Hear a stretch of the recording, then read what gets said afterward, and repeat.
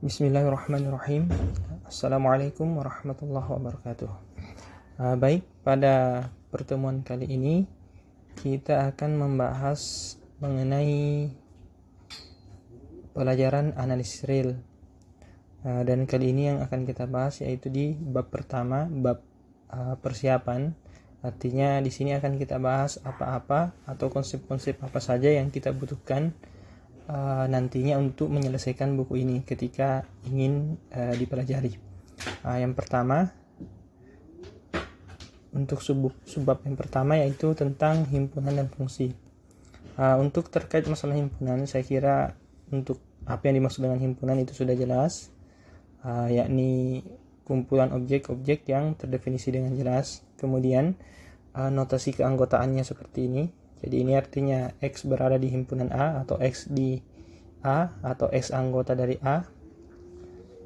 Kadang juga dikatakan saja X di A, itu sama saja. Kemudian ketika X bukan anggota A, maka notasinya seperti ini.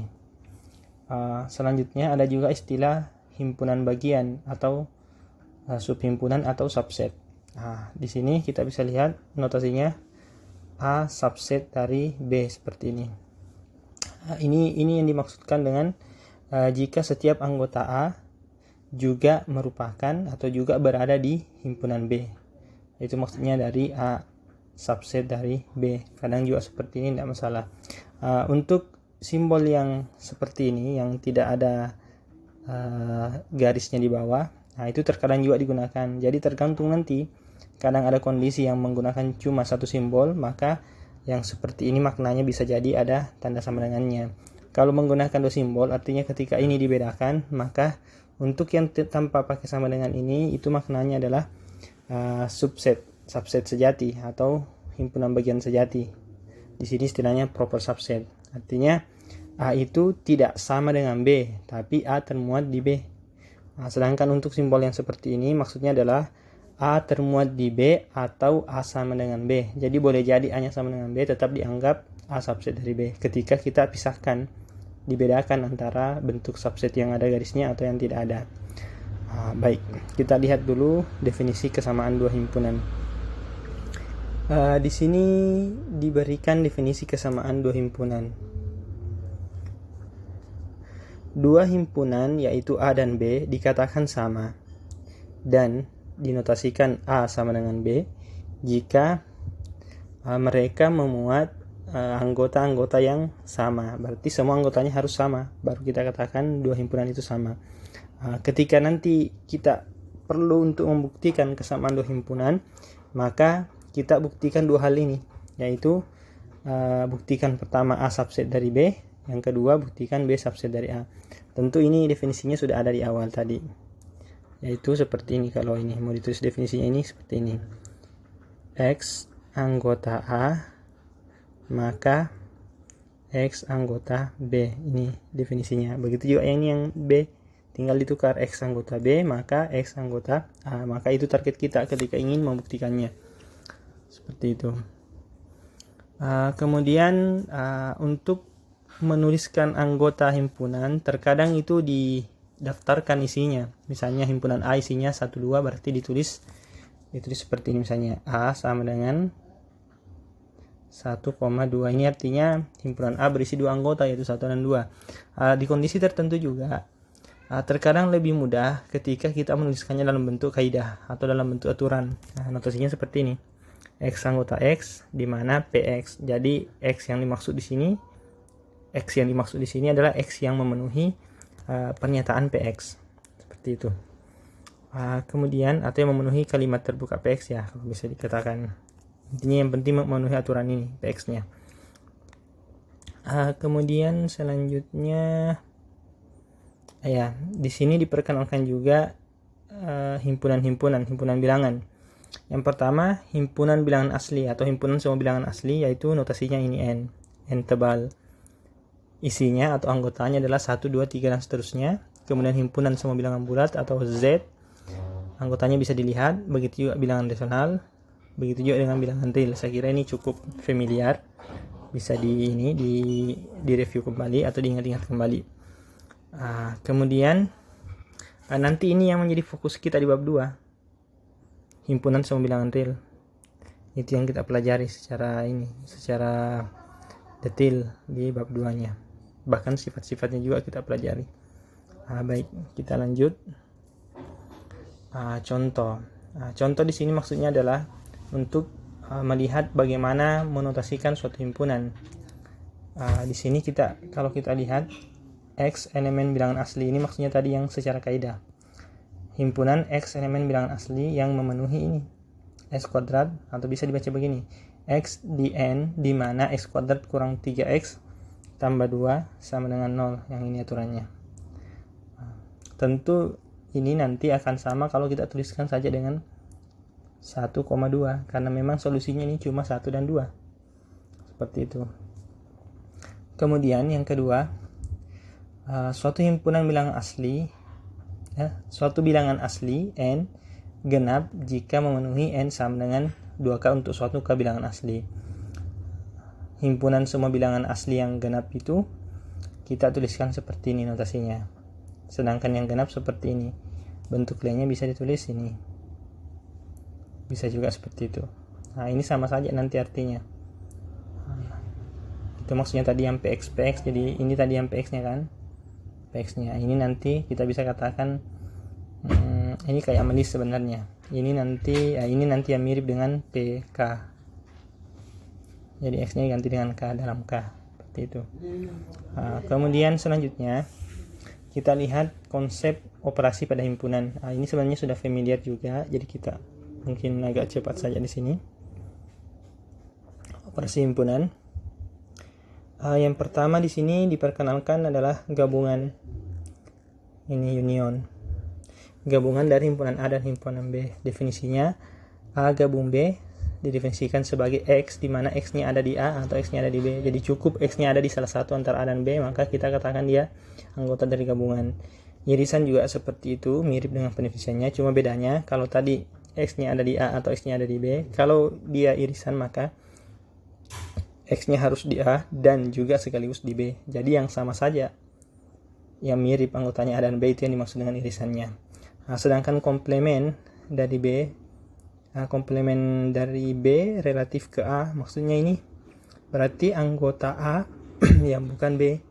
Makanya di sini ditulis X di mana X anggota A dan X bukan anggota B. Kadang juga ini ditulis seperti ini di beberapa referensi.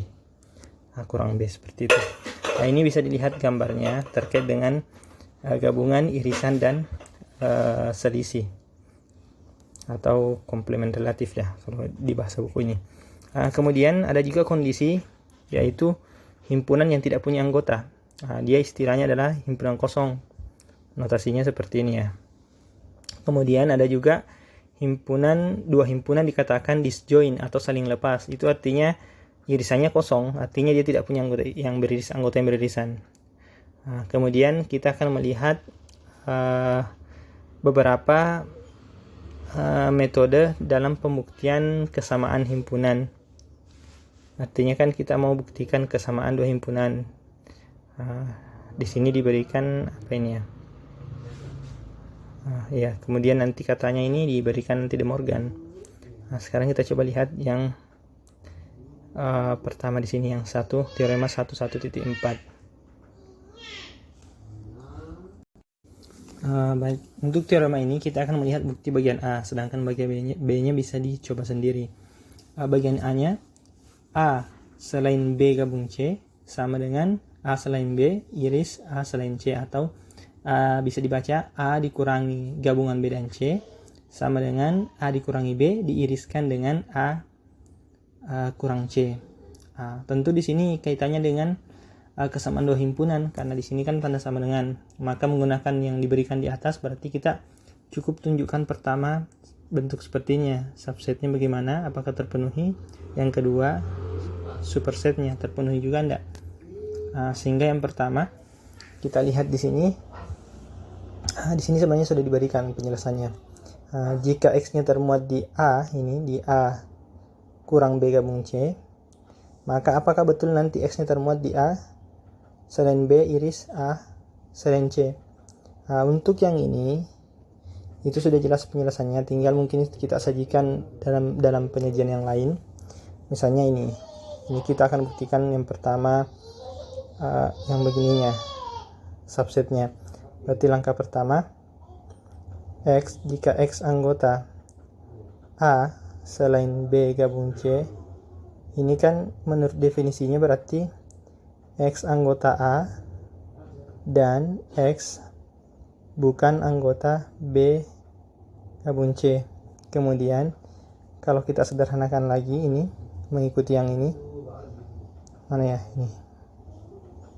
Nah, ini nanti menjadi X anggota A dan X tidak di B atau X tidak di C. Nah, sebentar, ini ada kesalahan. Terbalik ya. Belum. Ini dan X bukan anggota B atau C. Nah, jadi kalau kita mau, mungkin tidak pas kalau ditulis begini, mungkin kita tulis seperti ini, X tidak di B atau C, seperti itu. Apa artinya?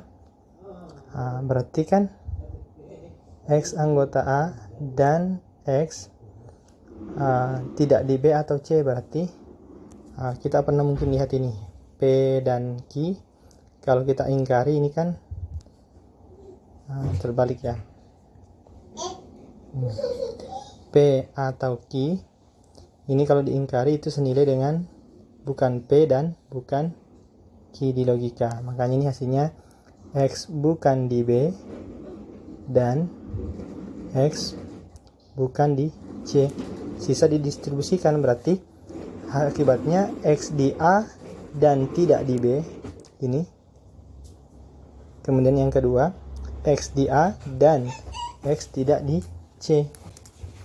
Yang ini berarti. Nah, dari sini kita peroleh hasil ini. Maka kesimpulannya selesai. X anggota A yang bukan B diriskan dengan A yang bukan C. Saya kira yang seperti ininya sudah selesai yang subsetnya. Selanjutnya converse-nya atau supersetnya yang seperti ini. Ini caranya sama sebenarnya. Kalau kita punya X di sini, nah itu kan maknanya berarti menurut definisi berarti X di A selain B dan X di A selain C. Ini selesai dari definisinya irisan. Kemudian karena X-nya di A ini dan X-nya tidak di B maupun X-nya juga tidak di C, ini kan artinya ini kan kalau dipecah menjadi X di A dan X tidak di B. Begitu juga di sini ada tambahan di sini X tidak di C, makanya diperoleh hasil ini X di A dan X tidak di B dan juga X tidak di C. Makanya kita peroleh hasil ini X di A dan X tidak di B ataupun C. Ini X tidak di B dan X tidak di C. Ini kan bisa ditulis seperti ini. X bukan anggota B atau C. Pakai konsep ini juga tadi. Cuma kita ya pakai konsep ini juga sama. X bukan anggota P atau C. P atau Q di sini berarti ini yang P-nya, ini Q-nya. Baru ini yang di depannya dapat. Ini maksudnya. Ini sama. Nah, makanya diperoleh hasil itu. Jadi kita sudah bisa lihat bahwa nanti dia dapat ini X anggota A dan X bukan anggota B ataupun C. Sehingga disimpulkan hasil ini. Sekira sampai di situ cukup jelas. Dari sini sudah terbukti berarti bahwa anggota dari ruas kiri itu juga yang menjadi anggota ruas kanan, sebaliknya juga demikian. Makanya dikatakan kedua himpunan ini sama. Kemudian dalam keadaan tertentu nanti mungkin dibutuhkan untuk melihat bagaimana gabungan ataupun irisan untuk lebih dari dua himpunan. Katakanlah kita punya koleksi himpunan ini, kumpulan himpunan A1 sampai AN sebanyak N. maka nanti gabungan dari mereka itu maksudnya adalah himpunan yang anggotanya merupakan paling tidak termuat di salah satu di antara N himpunan ini. Ini maksudnya. Kemudian irisannya berarti setiap anggotanya harus termuat di setiap di setiap AK, artinya harus ada di A1, harus ada di A2, dan sampai harus ada di AN.